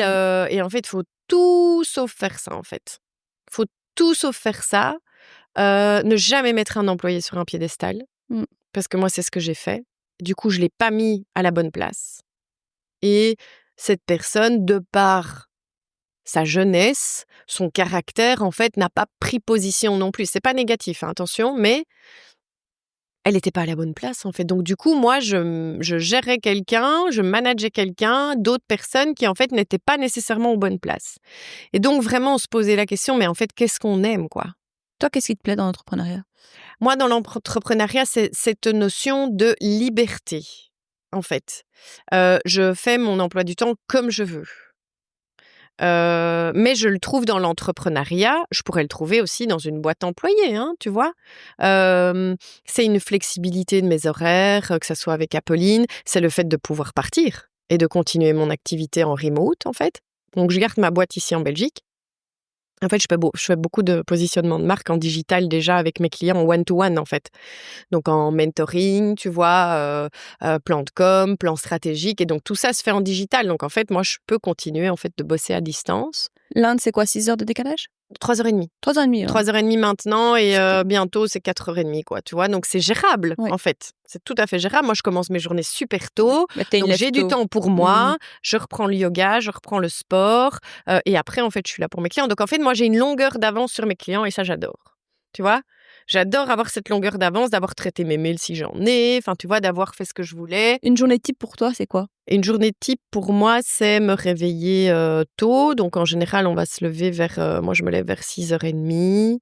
Maintenant, c'est aller conduire Apolline à l'école. Alors, on a la chance de pouvoir aller à pied à l'école. Donc, ça, c'est super gai. De passer ce moment avec elle, de déjeuner. Et puis, je rentre. Maintenant, je fais mon sport. Et puis, je me mets derrière mon ordi. Il est quoi, 9h, 9h30. Ma journée commence. Mais j'ai déjà... Parce que l'école commence tôt, en fait, là-bas. À 7h30, Apolline est à l'école, jusqu'à 16h. Ah, quand même. C'est des grosses journées quand même, hein. C'est des grosses journées. Et voilà, ma journée se passe. J'adore connecter, donc j'adore rencontrer des gens. Donc, c'est ça aussi. Je ne fais que rencontrer des gens là-bas. Où et ça, pas que des expats. Oui, comment pas de vous club. faites? Non, moi, je fais pas partie de club. Il y en a, mais je pense pas que ça va me fitter. J'ai fait ça ici en Belgique, et dans des clubs de networking et autres. Ça te parle pas? Non, ça me parle pas. Et les clubs où je suis, et c'est même pas des clubs encore maintenant, c'est dans la connexion, c'est dans la relation. T'as fait des liens et c'est pas organisé comme un club, tu vois. Donc voilà.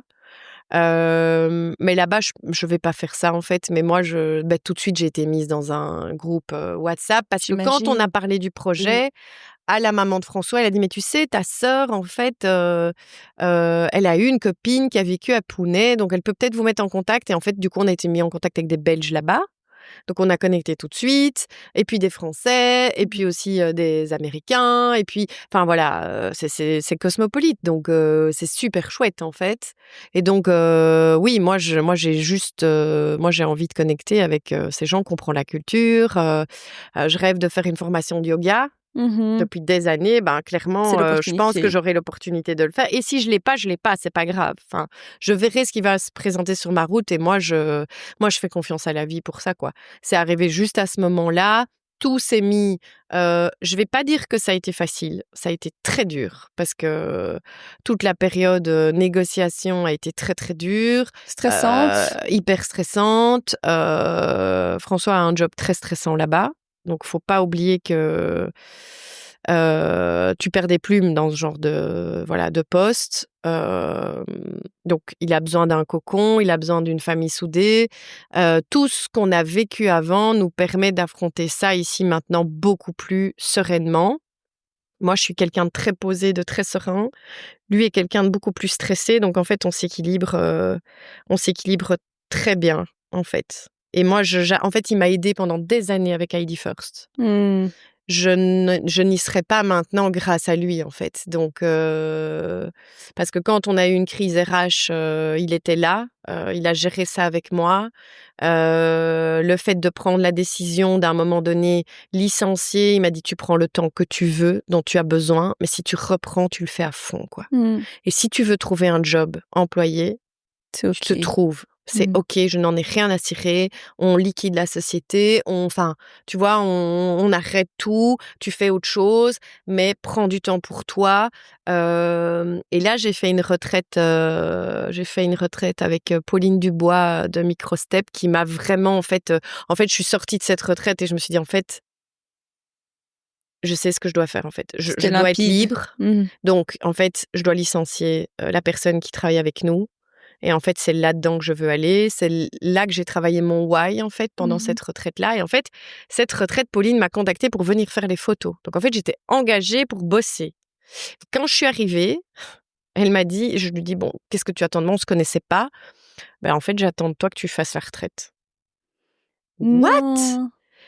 Faire la retraite, Pauline? Non, mais attends, moi, je dois faire des photos. Non, mais en fait, tu te débrouilles, tu trouves, tu fais un peu les deux. Vis-le, quoi, en fait. Tu vois, vis-le en photo. Et en fait, moi, c'est ça.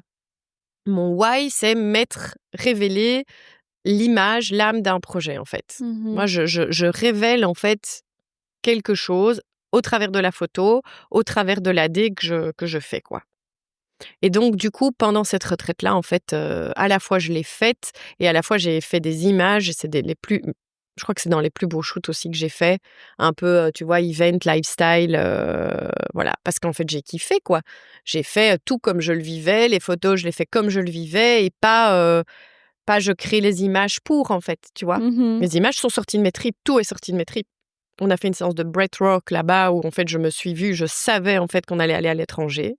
Oui. J'ai senti qu'en fait là, je me suis visualisée, je savais pas dire où, mais je savais que le côté connexion, tu vois, que la résilience allait arriver, en fait. Et j'avais beaucoup de mal avec ce terme, en fait, qui est galvaudé aussi, hein, qu'on entend partout. Mais je crois que tu entends que c'est partout parce que ça ne résonne pas encore en toi, quoi. Et là, ici, par exemple, en Inde, on fait preuve d'énormément de résilience. Et tout ce projet aussi, déménager, quitter ta famille, tout mettre dans un container, ça a été hyper chaud, en fait, tu vois. C'est un saut dans le vide, dans émotionnellement, on a un roller coaster, en fait, depuis décembre de l'année passée, en fait, quoi. Ça n'arrête pas. On a dû vraiment être et moi, à la fois continuer mon activité, en sachant qu'en fait, on allait aussi partir, tu vois. Mais tout était fluide. J'ai pas paniqué. En fait, il y a pas un moment où je panique, en fait. Parce que je sais qu'en fait, ça va se mettre et je ferai peut-être totalement autre chose pendant ce temps-là. Et j'ai la grande chance que François me soutienne dans mon projet et qu'il me dise, tu as besoin de travailler, en fait. Donc, travaille, et aussi, quoi. Retourne en Belgique. Retourne en Belgique. Alors, c'était très dur et c'est très dur pour tous les trois ici. 19 jours, c'est la première fois que je suis aussi longtemps loin d'eux deux. Pour Apolline, c'est très dur. Oui, pour moi, c'est j'imagine. très, très dur aussi. J'imagine. Hier, elle me disait: «Maman, tu me fais plus jamais ça». Oh, chaud. Là aussi, quoi, grosse Ouais. résilience là-dessus parce qu'en fait, Oui. «Ah, je sais pourquoi tu le fais, hein, maman, parce que voilà, bah, tu travailles, c'est comique parce qu'elle avait dit, à François, François lui avait posé la question la semaine passée: «Tu sais pourquoi maman elle fait ça?» «Bah, pour l'argent». Mmh. Donc tu vois les images qui se font et donc François lui dit: «Non, non, maman elle fait pas ça pour l'argent. Maman elle fait ça parce qu'elle a choisi de le faire, parce qu'elle veut pas non plus tout perdre».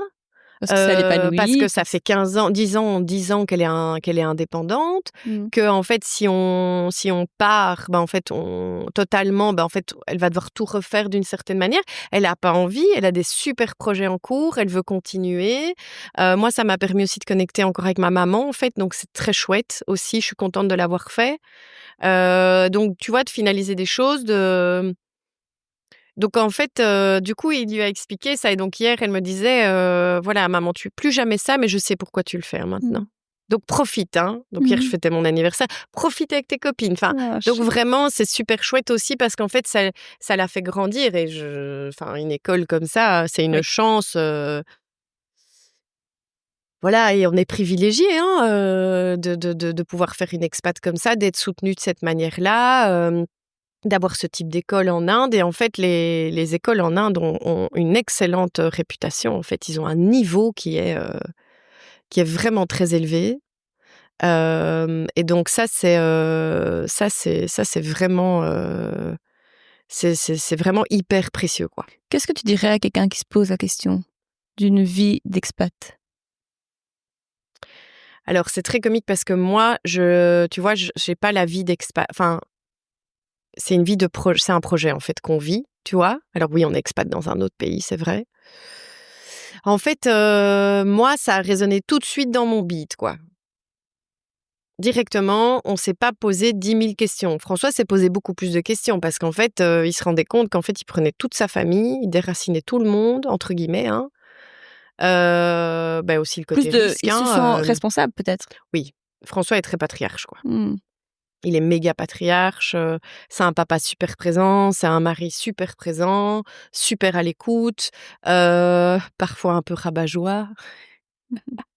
Mais avec énormément de bienveillance. Je sais pourquoi il le fait, quoi et je le dis Mmh. toujours à Apolline, je «Écoute, il y a une explication à ça», Mmh.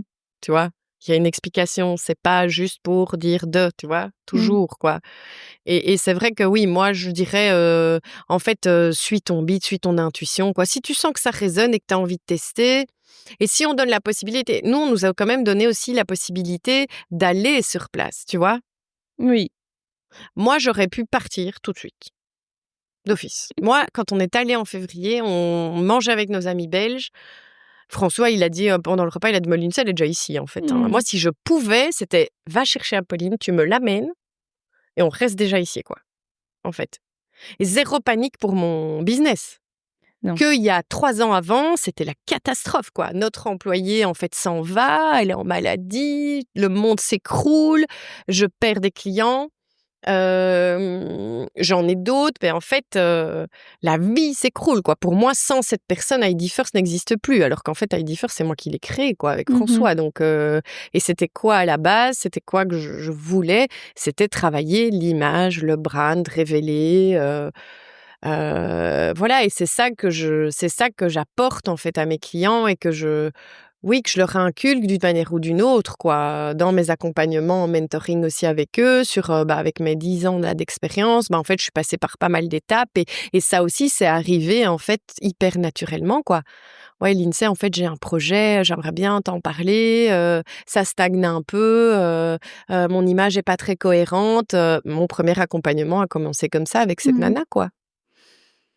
Oui, j'ai bien noté aussi cette retraite qui a fait beaucoup de bien, qui Ouais, t'a fait beaucoup de bien, donc ça, c'est aussi un énormément de bon retraites. Ouais, conseil. ouais, ouais. J'ai quelques petites questions pour finir. Ouais, Toi, tu travailles dans le monde de l'image, de l'esthétisme, du «beau» ouais, entre guillemets. tout à fait. Comment, toi, tu exprimes ta personnalité au travers de ton style vestimentaire ou ça peut être autre, hein, Ouais. design, déco, Alors moi, mon style, c'est des vêtements dans lesquels je me sens bien et où j'arrive à révéler ma personnalité, en fait. Voilà. Et mon travail, c'est ça aussi, en fait, j'aide mes clients à révéler, en fait, leur plein potentiel d'image, en fait. Et on est très, toujours dans la simplicité, quoi. Less is more. Less is more, quoi. Mais vraiment, quoi. Keep it simple, vraiment, toujours. Et j'ai un graphisme, une photo qui est très simple, en fait, qui est captée au moment, qui a toujours un cadrage, un peu graphique, tu vois, voilà. Mais c'est toujours très simple. En fait, ce qui est là, en fait, j'ai à cœur de le magnifier, quoi, tu vois, de le rendre beau. Et pour, tout ce qui est, de la maison et tout ça, bah, c'est clair que notre maison, quand on l'a construite, on a été dans le très simple, quoi, des placards intégrés, une ligne pure, c'était blanc et noir, ben, voilà, du bois, des beaux, des canapés, voilà, oui, design, mais qui avaient une forme qui nous plaisait. Vraiment, on est beaucoup plus, et surtout là maintenant, le fait d'avoir trié toute la maison pour en fait déménager, le less is more, carrément, quoi. Carrément. En 2 mots, quelle est ta relation avec ton image? On en a un peu parlé, mais je vais dire aujourd'hui ton image, la nourriture et l'argent. Alors, j'ai envie de dire que mon image alignée, tu disais La nourriture. la nourriture, gourmandise. Et le dernier? L'argent.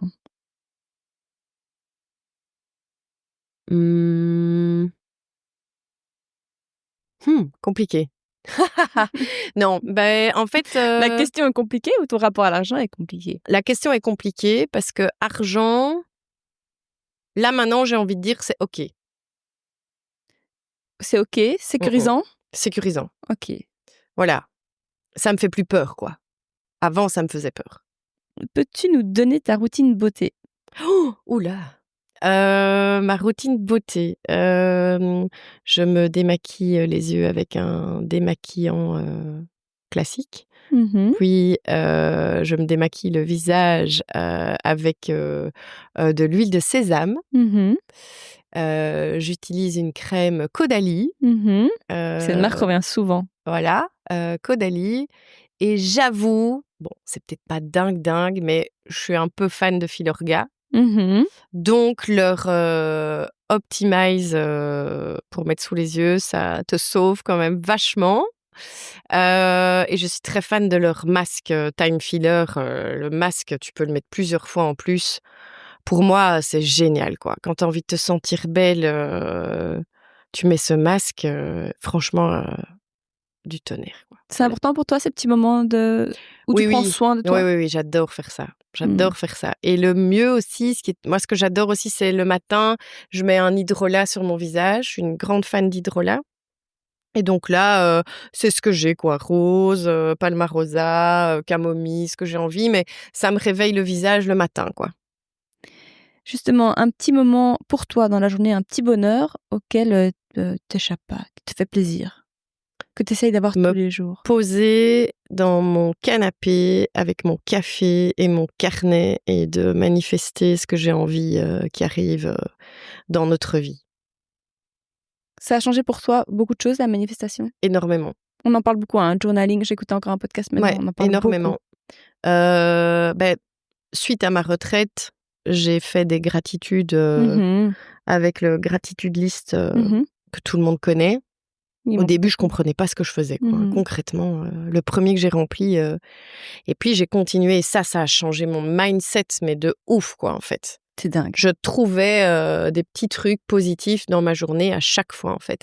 Et alors, on avait mis en place, aussi les j'aime pas, l'heure du repas, en fait, avec Apolline et François, et ça aussi, ça nous a beaucoup aidés, tu vois? Tu peux expliquer? Donc en fait, on est à table et donc on fait les j'aime pas. Donc qu'est-ce que tu n'as pas aimé? On commence toujours par le j'ai pas aimé. Qu'est-ce que tu n'as pas aimé, Apolline? Ah ben moi j'ai pas aimé ça. Il y a 3 choses ou plus, peu importe, on met pas de nombre. On fait un tour de table et puis on dit aussi les j'aime. Et donc ce qu'on a aimé là, c'était moi à cette période-là, j'allais vraiment pas bien. Heidi First n'allait vraiment pas bien. Je savais vraiment pas quoi faire de ma vie. Et ben en fait, j'arrivais à mettre des mots sur des choses. Il y a des jours je pleurais à table. On a toujours été dans la transparence avec Apolline de tout. Donc, en fait, elle savait très, très bien la situation. Et un jour, donc, ça permettait vraiment d'échanger aussi sur les choses qui vont et qui ne vont pas. Et qu'en fait, même dans une famille, on ne sait pas nécessairement. Et même chez les enfants, on peut du coup déceler pas mal de choses, en fait. Donc ça. Et en fait, un soir, je me suis couchée avec Apolline et j'étais vraiment pas bien. Et elle m'a dit, maman, ça va aller, tu sais. S'il y a une chose que tu veux faire demain, si Heidi First n'existe plus, il y a une chose, c'est quoi?